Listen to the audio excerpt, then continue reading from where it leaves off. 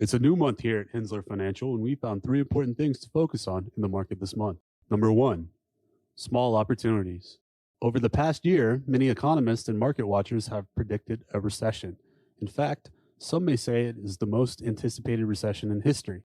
That being said, the S&P 500 is still within a stone's throw of all-time high. The only area of the US market that appears to have meaningfully priced in recession risk are small cap stocks. Since their peak in late 2021, small caps have lost 24% against 10% for large cap stocks. They also trade at the biggest discount relative to large caps in over 20 years, at 15.4 times next year's earnings versus 19.6 for the S&P 500. Over the long run, small caps have also returned more than large caps at 11.8% versus 10.1% over the past 100 plus years. While risk mount in the market, it may be an opportune time to diversify into smaller companies within your portfolio. Number two, Treasury supply.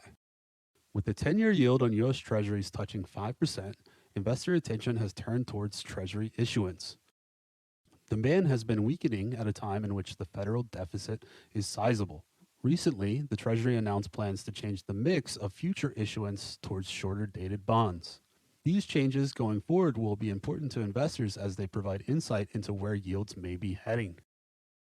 The U.S. will need to borrow $776 billion in the current quarter and $816 billion in Q1 of 2024, and there is still a sizable amount to be issued beyond that. With yields around their highest since 2007, it will be important to see if the market can continue to absorb the supply and the Treasury can manage issuance across the yield curve.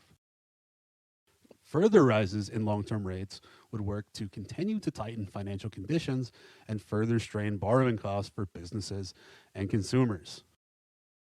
Number three, jobless claims. We have yet to see a real uptick in initial jobless claims, which would be indicative of increasing layoffs by businesses.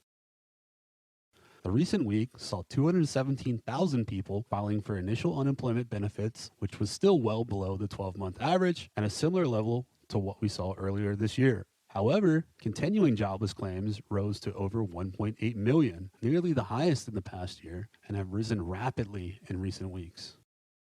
This would suggest that the unemployed are finding it more difficult to find a new job and are staying on the jobless rolls longer. This would make sense as job openings continue to decline, as can be seen in both government and Indeed data. While we have yet to see a significant uptick in actual layoffs and the labor market is still relatively tight, the increase in continuing claims bears watching as it may hint at a trend towards higher unemployment. And that's been your Market Minute for the month of November. Thanks for listening.